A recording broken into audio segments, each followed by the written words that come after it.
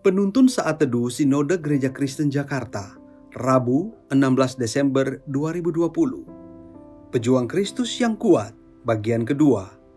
2 Timotius 2 ayat 5. Seorang olahragawan hanya dapat memperoleh mahkota sebagai juara apabila ia bertanding menurut peraturan-peraturan olahraga. Pada tahun 1983, seorang peternak domba bernama Cliff Young mengejutkan dunia dengan meraih juara pertama lomba ultramaraton 875 km dari Melbourne ke Sydney di usia 61 tahun. Cliff Young mampu berlari 24 jam tanpa tidur, sehingga ia bisa mencuri ketertinggalan di saat semua pelari profesional beristirahat selama 6 jam.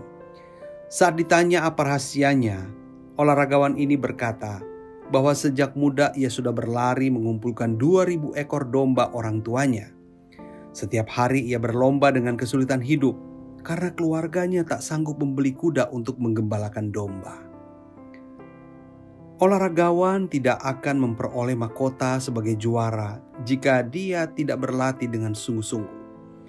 Olahragawan yang benar akan berlatih setiap hari dan bukan pada saat akan berlomba saja.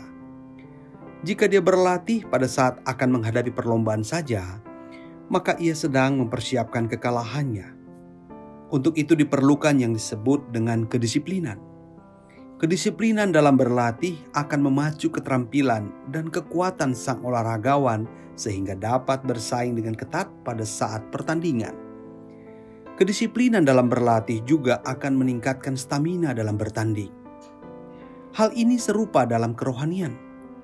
Kedisiplinan secara rohani juga sangat mutlak diperlukan agar kita sanggup melawan si musuh, yaitu iblis.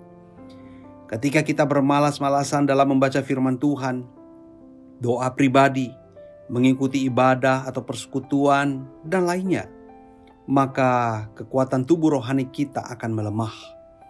Kita dapat dengan mudah dikalahkan oleh tipu daya si iblis.